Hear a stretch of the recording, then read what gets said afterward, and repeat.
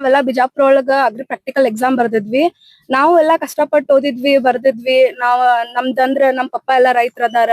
ಅದ್ರ ಸಂಬಂಧ ನಾವು 50% ಕೋಟಾ ಸಿಕ್ತದ ಅಂತ ಹೇಳಿ ಎಲ್ಲರೂ ಅಗ್ರಿ ಪ್ರಾಕ್ಟಿಕಲ್ ಎಕ್ಸಾಮ್ ಬರ್ದಿದ್ವಿ. ಟೋಟಲಿ ಬಿಜಾಪುರ ಒಳಗ 2500 ಜನ ಬರ್ದಿದ್ವಿ. ಆದ್ರ ಹಿರಿಯೂರಿಗೆ ಕಂಪೇರ್ ಮಾಡಿದ್ರ ಬಿಜಾಪುರ ರಿಸಲ್ಟ್ ಒಳಗ ಯಾರು ಔಟ್ ಆಫ್ ಔಟ್ ಇದ್ದಿದ್ದಿಲ್ಲ. ಹಿರಿಯೂರ್ದವ್ರ ಔಟ್ ಆಫ್ ಔಟ್ 74 ಜನ ತಗೊಂಡಾರ. ಸೊ ನಮ್ಗ ಅಲ್ಲಿ ಮೋಸ ಆಗೈತೆ ಅಂತ ಕನ್ಫರ್ಮ್ ಆಗಿ ಗೊತ್ತೈತೆ. ಯಾಕಂದ್ರೆ ಎಲ್ಲಾ ಎಕ್ಸಾಮ್ ಟಫ್, ಎಲ್ಲಾ ಡಿಸ್ಟ್ರಿಕ್ಟ್ ಒಳಗೂ ಟಫ್ ತೆಗ್ದಾರ. ಹಿರಿಯೂರ್ದಾಗ ಅಷ್ಟೇ ಈಸಿ ತೆಗ್ದಿದ್ಕ ಎಷ್ಟೋ ಜನಕ್ ರೈತರ ಮಕ್ಕಳಿಗೆ ಮೋಸ ಆಗೈತಿ. ನಾವು ಅಗ್ರಿ ಮಾಡ್ಬೇಕಂತ ಹೇಳಿ ಡ್ರೀಮ್ಸ್ ಇಟ್ಕೊಂಡ್ ಕುಂತಿದ್ವಿ. ಹಿಂಗಾದ್ರ ನಮ್ದ್ ಎಲ್ಲಾ ಬಾಳ ಹೈರಾಣ ಆಗ್ತೈತಿ. ಸೊ ರೈತರ ಮಕ್ಕಳಿಗೆ ಬಾಳ ಅನ್ಯಾಯ ಆಗತೈತಿ.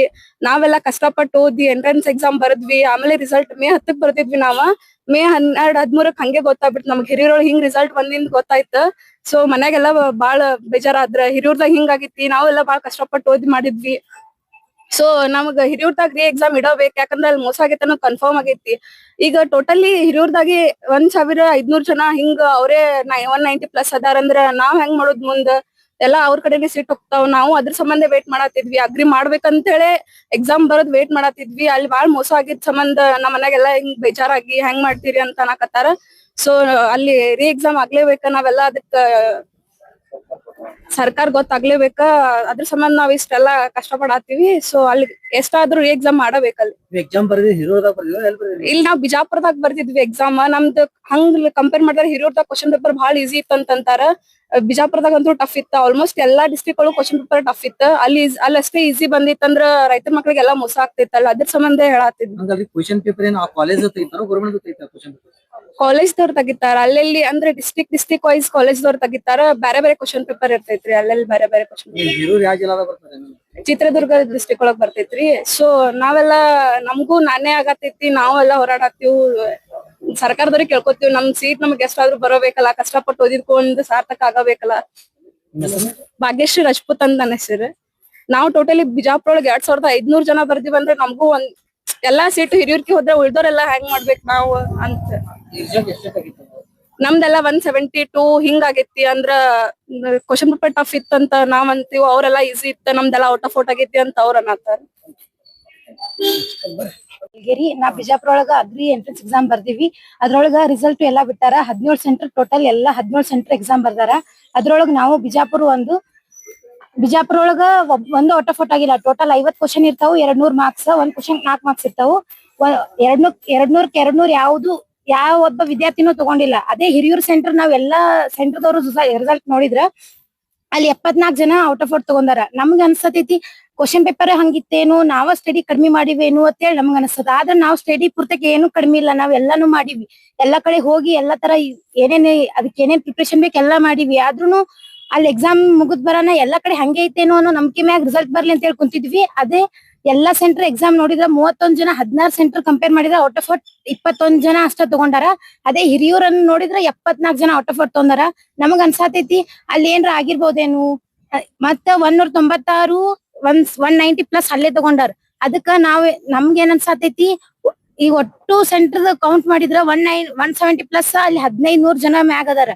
ಉಳ್ಕಿ ಸೆಂಟರ್ ಎಲ್ಲಾ ಕುಡ್ಸಿದ್ರ ಕಡಿಮೆ ಐತಿ, ಬಾಳ ಕಡಿಮೆ ಐತಿ. ಹಂಗಾದ್ರ ಗೌರ್ಮೆಂಟ್ ಸೀಟ್ ಕೊಡೋದಾದ್ರ ಅವ್ರು ಎಲ್ಲಿದು ಏನು ಅಂತ ಹೇಳಿ ನೋಡಂಗಿಲ್ಲ. ಬರೇ ಸೀಟ್ ಅನೌನ್ಸ್ ಮಾಡ್ತಾರ. ಅವಾಗ ನಮ್ಗೆ ಏನಾಕೈತಿ, ನಾವು ಎಕ್ಸಾಮ್ ಬರ್ದಿವಿ ಅದಕ್ಕ ಹೆಂಗ ಅನ್ಸಾತೈತಿ. ಅದಕ್ಕ ನೋಡ್ರಿ ನೀವು ಚಂದಗೆ ಪರಿಶೀಲನೆ ಮಾಡ್ರಿ. ನಮಗಂತೂ ಎಲ್ಲರಿಗೂ ಅನ್ಸ್ಲಾತೈತಿ ಅಲ್ಲಿ ಮೋಸ ಆಗೈತಿ ಅಂತ ಅನ್ಸ್ಲಾತೈತಿ. ಎಲ್ಲರಿಗೂ ಒಂದೇ ನ್ಯಾಯ ಬೇಕು. ವಿದ್ಯಾರ್ಥಿಗಳಂದ್ರೆ ಎಲ್ಲಾರು ಅಷ್ಟೇ ಕಷ್ಟಪಟ್ಟಿರ್ತಾರ. ಎಲ್ಲರಿಗೂ ಒಂದೇ ನ್ಯಾಯ ಸಿಗ್ಬೇಕು. ಅವ್ರು ಓದಿ ಕಷ್ಟಪಟ್ಟು ತಗೊಂಡ್ರೆ ನಾವೇನು ಅಂತಿದ್ದಿಲ್ಲ. ಆದ್ರೆ ಎಲ್ಲಾ ಸೆಂಟರ್ಗೂ ಕಂಪೇರ್ ಮಾಡಿದ್ರ ಅವ್ರ ಸೆಂಟರ್ ಅಷ್ಟೇ ಆಗೈತಲ್ಲ. ಅದಕ್ ನಮ್ಗ್ ಬಾಳ ಬೇಜಾರಾಗೈತಿ. ರೈತರ ಮಕ್ಳಿಗೆ ಅನ್ಯಾಯ ಆಗತ್ತದ ಅಂತ ಹೇಳಿ ನಮ್ಗೆ ಎಲ್ಲರಿಗೂ ಅನ್ಸಾತೈತಿ. ದಯವಿಟ್ಟು ನೀವು ಏನ್ರ ಪ್ರಯತ್ನ ಮಾಡಿ ಅವ್ರಿಗೆ ವಾಪಸ್ ಎಕ್ಸಾಮ್ ಮಾಡ್ರಿ. ಎಲ್ಲರಿಗೂ ಒಂದೇ ನ್ಯಾಯ ಸಿಗಂಗ್ ಮಾಡ್ರಿ. ರೈತರಿಗೆ ಸಪೋರ್ಟ್ ಮಾಡೋರ್ ಅದಾರ ಅಂತ ಹೇಳಿ ತೋರ್ಸ್ಕೋರಿ ಅಂತ ಹೇಳಿ ನಿಮ್ ಕೈ ಮುಗಿದ್ ಕೇಳ್ಕೊತೀವಿ.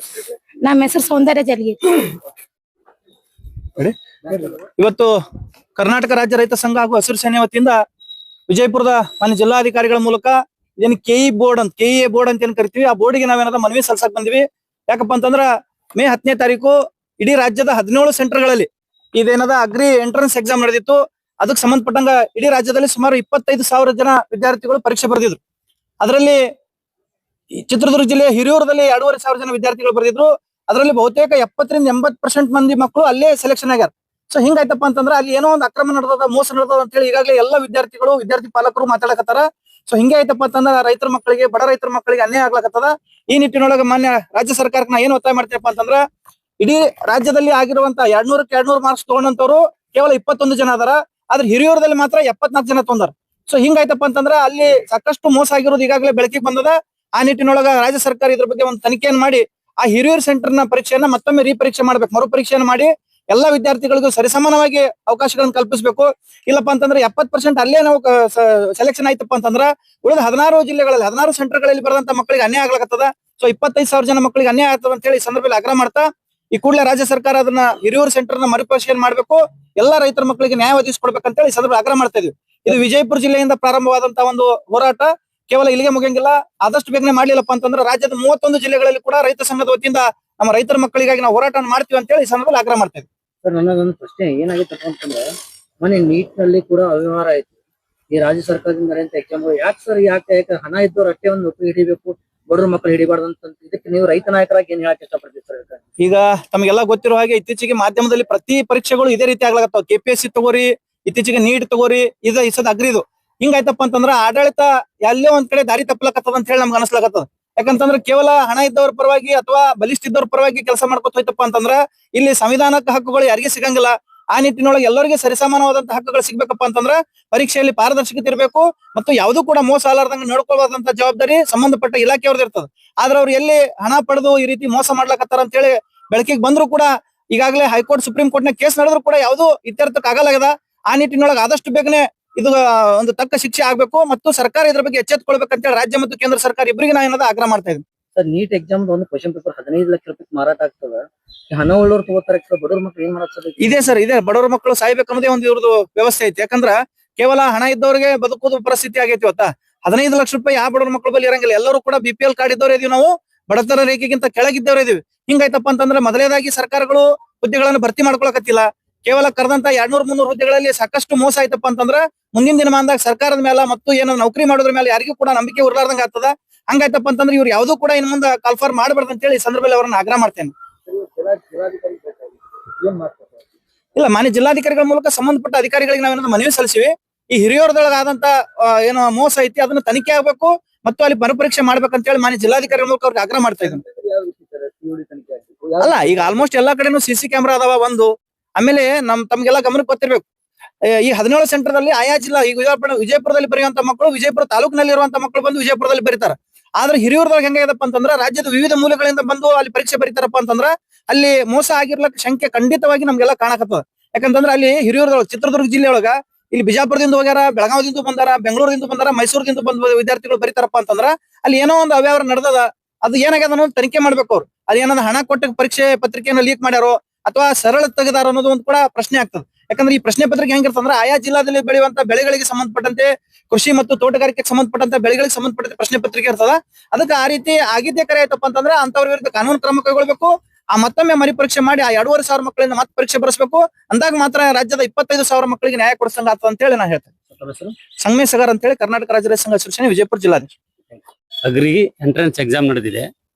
ಈ ಎಕ್ಸಾಮ್ಗಳನ್ನ ನೋಡಿದ್ರೆ ಇವತ್ತಿನ ಯುವ ಪೀಳಿಗೆ ಈ ಕಾರ್ಯಾಂಗ ಮತ್ತು ಶಾಸಕನ ಮೇಲೆ ಸಂಪೂರ್ಣವಾದ ನಂಬಿಕೆಯನ್ನ ಕಳ್ಕೊಂಡ್ಬಿಟ್ಟಿದ್ದಾರೆ. ಯಾಕಪ್ಪ ಅಂದ್ರೆ ಎಲ್ಲಾ ಮೊನ್ನೆ ನೀಟ್ನಲ್ಲಿ ಕ್ವಶನ್ ಪೇಪರ್ ಔಟ್ ಆಯ್ತು. ಮತ್ತೆ ಇವತ್ತು BSc ಅಗ್ರಿದ ಏನು ಎಂಟ್ರೆನ್ಸ್ ಎಕ್ಸಾಮ್ ಇದೆ ಇದರಲ್ಲಿ ಕೂಡ ಇವತ್ತು ಅವ್ಯವಹಾರ ಆಗಿದೆ. ಯಾಕಪ್ಪ ಅಂತಂದ್ರೆ ಈಗ ಇಡೀ ಎಲ್ಲ 17 ಸೆಂಟರ್ಗಳಲ್ಲಿ 16 ಸೆಂಟರ್ನಲ್ಲಿ ಔಟ್ ಆಫ್ ಔಟ್ 21 ಬಂದಿದೆ. ಬರೀ ಹಿರೂರಿನಲ್ಲೇ 74 ಔಟ್ ಆಫ್ ಔಟ್ ಬಂದಿದೆ. ಇದು ಖಂಡಿತ ಎಲ್ಲರಿಗೂ ಗೊತ್ತಾಗಿದೆ ಇಲ್ಲಿ ಅಕ್ರಮ ನಡೆದಿದೆ ಅಂತೇಳಿ. ಅದಕ್ಕೆ ಇದನ್ನು ಕೂಡಲೇ ತನಿಖೆ ಮಾಡ್ಬೇಕು. ಯಾಕೆ ಹಿಂಗ ಆಗ್ತಾ ಇದೆಯಪ್ಪ ಅಂತಂದ್ರ ಯಾವುದೇ ಎಕ್ಸಾಮ್ಗಳಲ್ಲಿ ಅಕ್ರಮ ನಡೆದಾಗ ಯಾರು ಭಾಗಿಯಾಗಿದಾರಲ್ಲ ಅವ್ರನ್ನ ಬರೀ ಸುಮ್ಮನೆ ಒಂದು 6 ತಿಂಗಳು ಸಸ್ಪೆಂಡ್ ಮಾಡ್ತಾರೆ ಮತ್ತು ವಾಪಸ್ ನೌಕರಿ ತಗೊಂಡ್ಬಿಡ್ತಾರೆ. ಹಿಂಗಾಗಿ ಅವ್ರಿಗೆ ಯಾವುದೂ ಭಯ ಇಲ್ಲ. ಹೆಂಗ ಅಧಿಕಾರಿಗಳಿಗೆ ಮತ್ತು ಕೆಲವು ವ್ಯಕ್ತಿಗಳಿಗೆ ಹೆಂಗ ಆಗ್ಬಿಟ್ಟಿದೆಪ್ಪ ಅಂತಂದ್ರ ಏನಾಗಲ್ಲ, ಇವತ್ತು ಅಕ್ರಮ ಮಾಡಿದ್ವಿ, 1 ಕೋಟಿ ರೂಪಾಯಿ ಮಾಡ್ಕೊಂಡಿದ್ವಿ, ಬಹಳ 6 ತಿಂಗಳಪ್ಪ ಅಂದ್ರೆ ನಮ್ಮ ಪಗಾರ ಇರ್ತದೆ 1 ಲಕ್ಷ ಇತ್ತು, ಅದೇ 6 ಲಕ್ಷ ಆಗುತ್ತೆ. ಇದರಿಂದ ನಾವು ಗಳಿಕೆ ಆಗುತ್ತೆ ಅನ್ನುವಂಥದ್ದು ಭಾವನೆ ಇದೆ. ಅದಕ್ಕೆ ನಾವ್ ಹೇಳ್ತಾ ಇದ್ದೀವಿ ಕಟ್ಟುನಿಟ್ಟಿನ ಕ್ರಮ ಆಗ್ಬೇಕು. ಯಾರು ಅಕ್ರಮದಲ್ಲಿ ಭಾಗಿಯಾಗಿರ್ತಾರೆ ಪರ್ಮನೆಂಟ್ ಆಗಿ ಅವ್ರ ನೌಕರಿಯಿಂದ ತೆಗೆದು ಹಾಕ್ಬೇಕು. ಅಂದಾಗ ಮಾತ್ರ ಇಂದ ಅಕ್ರಮಗಳನ್ನ ಮಾಡ್ಲಿಕ್ಕೆ ಹೆದರ್ತಾರೆ ಮತ್ತು ಅವ್ರ ಕಠಿಣವಾದಂತ ಶಿಕ್ಷೆಯನ್ನು ಒದಗಿಸುವಂತ ಕಾನೂನನ್ನ ಈ ರಾಜ್ಯದಲ್ಲಿ, ದೇಶದಲ್ಲಿ ಜಾರಿಗೆ ತಂದ್ರೆ ಇಂಥ ಅಕ್ರಮಗಳು ಕಡಿಮೆ ಆಗ್ತವೆ ಅನ್ನೋಂತ ಮಾತನ್ನ ಹೇಳಕ್ ಬಯಸ್ತಾ ಇದ್ದೇನೆ. ಶಾಂತಗೌಡ ಪಾಟೀಲ್ ನಡಳಿ.